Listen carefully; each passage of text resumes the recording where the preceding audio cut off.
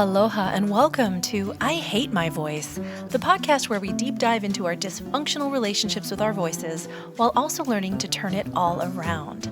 My name is Nikki Dee and I'm an award-winning vocalist, transformational vocal coach, and founder of the Deeva Academy. I have just one mission with this podcast, to inspire and empower you to actually fall in love with your voice. Back in the days when I was young, I'm not a kid anymore, but some days I sit and wish I was a kid again. I'm back! You guys, it's me, Nikki Dee, and welcome back to I Hate My Voice. We are on Season 1, Episode 7, you guys. I can't believe it. And yes, I have kept up my tradition of putting a song in the beginning with the word back in it, so I can say I'm back. It's pretty silly, but I've been enjoying it. It's been kind of fun to come up with songs, think of songs that have the word back in them. And I came up with quite a few on my own, and then I sat down with some friends last night, and wow, we had such a good time just like looking up all kinds of songs. And a good friend actually reminded me of that little gem from Ahmad back in the early 90s. Love that song. And I love bringing like the old school stuff back into my present. It reminds me when I do revisit these old school songs that I grew up on, I am reminded of, why I became a singer and why I love the human voice so much, why I get so much out of vocal work and why I'm such a vocal technique geek and, why I chose this to be my profession. And I'm so grateful. I'm so grateful for the joy and the confidence and the empowerment that vocal work has brought into my life. And while it's true that primarily that has happened for me as an individual, it has happened for me in singing. For the longest time, I was super uncomfortable speaking in public. I still struggle a little bit. It's not really my favorite thing to do. I don't mind singing. That's pretty easy. I'm used to it. But to be honest, I'm a bit of a closet introvert. Most people don't realize that about me, unless we're very close. But people who know me kind of from the outside, who've seen me perform especially, I'm pretty gregarious on stage, and I get kind of down and dirty with the banter while I'm on stage with my musicians. We have a good time. I enjoy it. But in terms of giving speeches, it's interesting. I think I go into some sort of a fugue state when I'm on stage, when I'm there to perform, music. And in between the songs, because I love to geek out on the history of a song or, all the little stories I learn about the composers, or the way I like to do deep dives into the lyrics of songs, not only my songs, but my students' songs, like when I'm working on new music with a student. So because of that, I think it's easy for me to banter about whatever we're doing next, like what the band is doing next. And because I tend to tell jokes that are a bit like off color, a little raunchy, and I tend to have fun with my audience, I think I'm perceived for the most part as an extrovert. But I've always had a hard time with speaking in public. But the moment the subject turns to the voice and vocal technique or breath technique or whatever it might be, I kind of, again, I go into a similar type of fugue state as I do on stage when I'm, performing music. And I'm grateful that that happens, because it just allows things to flow a little bit better. And definitely producing this podcast for the last couple of months has been a humbling and empowering experience at the same time. And so I'm really grateful for anyone who's tuning in. This is the second to last episode of Season 1. Season 1 was meant to just sort of lay a bit of a foundation. I definitely spent the first 5 episodes on the mindset behind the title of this podcast, because I think the fact that so many people have said to me over the years and continue to say to me negative and disparaging things about their voices, I think that as a vocal coach, I feel a unique and pretty powerful motivation to turn that around for people, help people to turn it around for themselves.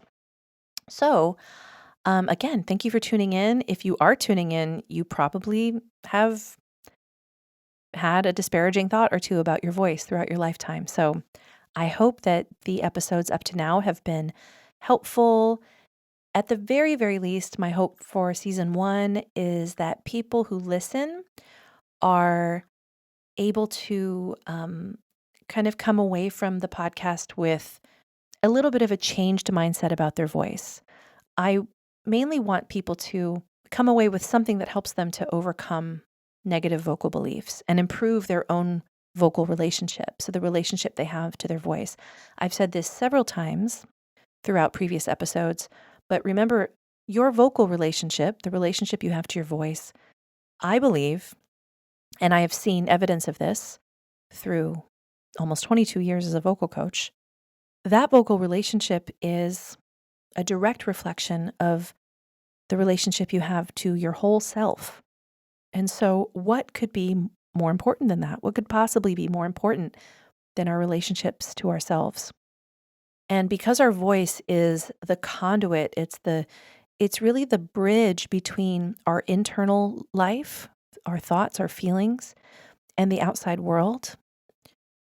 Both, our actual voice that we use to speak with, and, you can also think of your voice as the things that you write, the things that you create, right? Your art, the work that you do.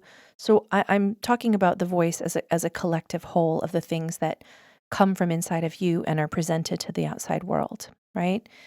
And your voice might even be like something private, like your journal, or maybe, music that you make, art that you make that's just for you. That's all a part of what I mean when I talk about the human voice.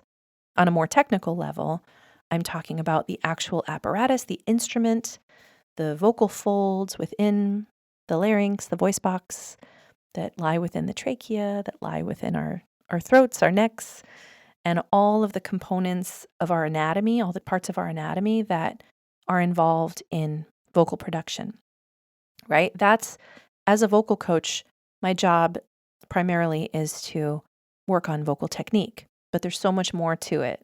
There's so much more to it.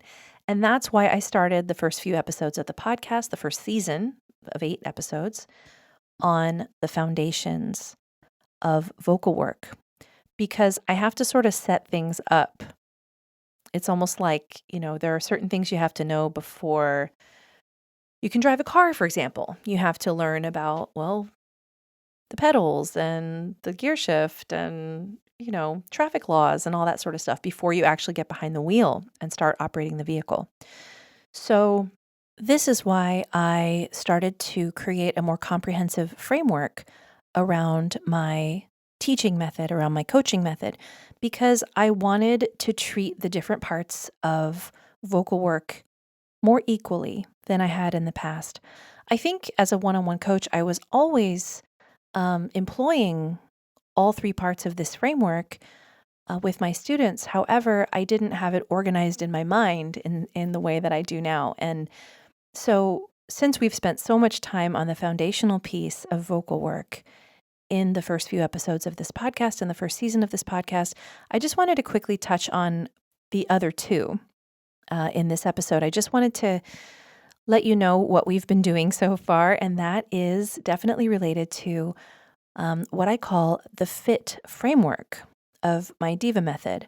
And FIT is kind of a fun acronym to play around with. I get to talk about vocal fitness, but really it's an acronym, and it stands for Foundation, Integration, and Technique, FIT.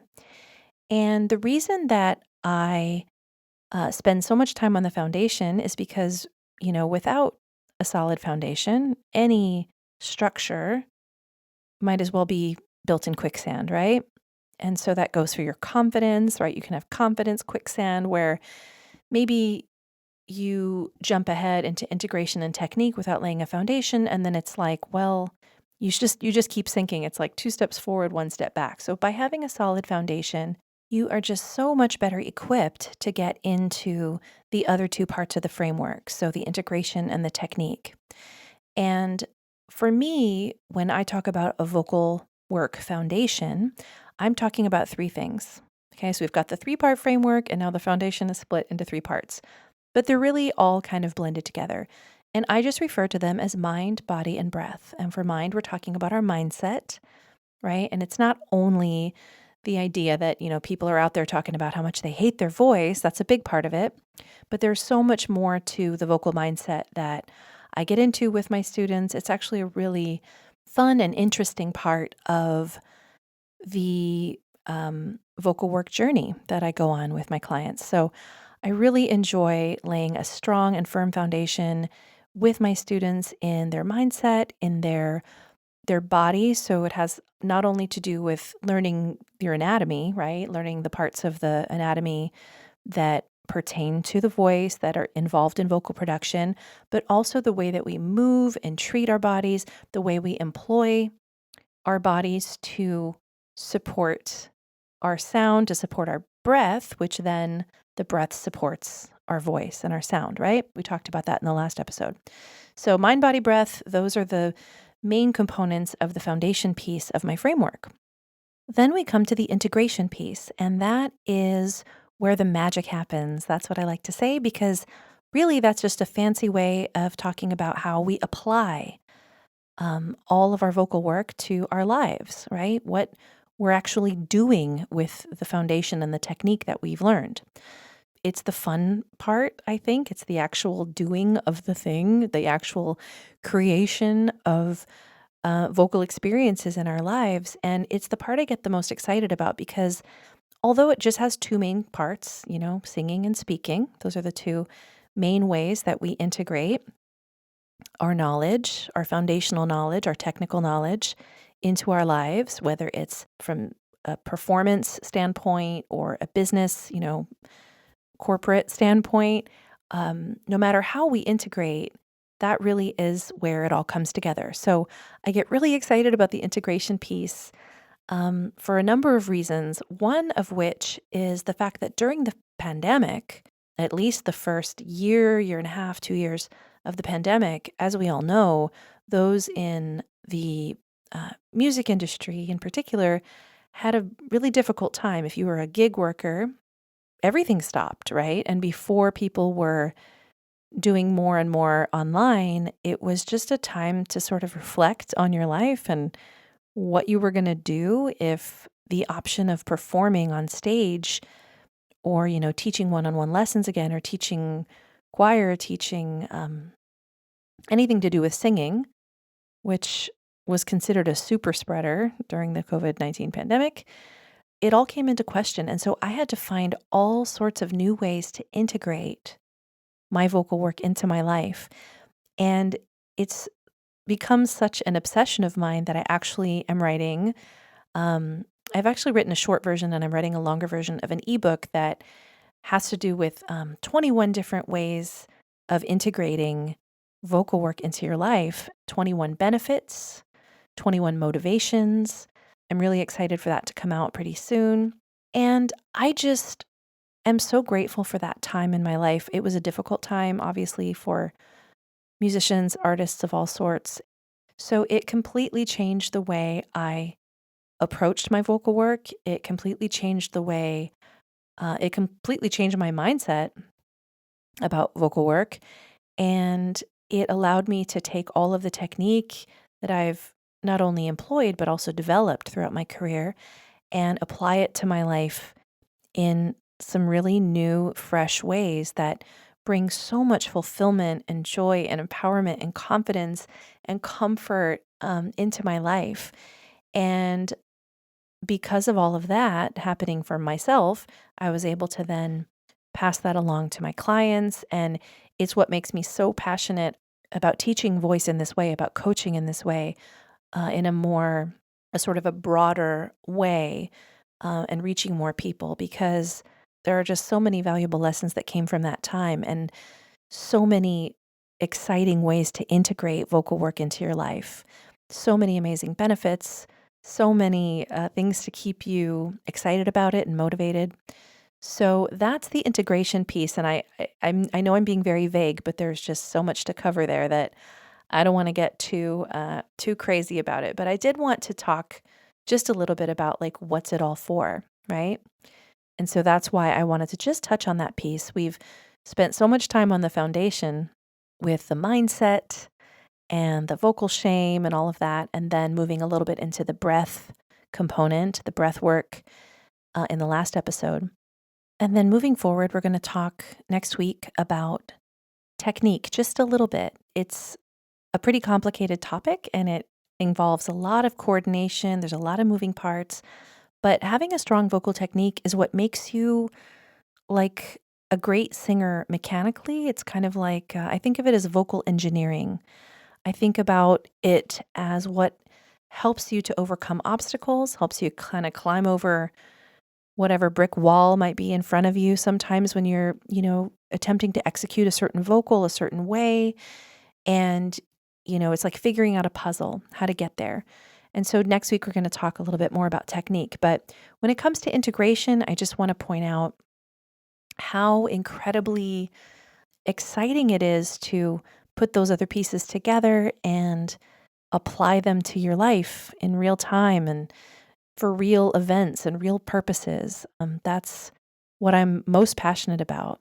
As passionate as I am about the foundations and the technique, I am so passionate about taking all of that and making it a priority in your life and applying it to so many different aspects of your life, not just on stage, not just at work.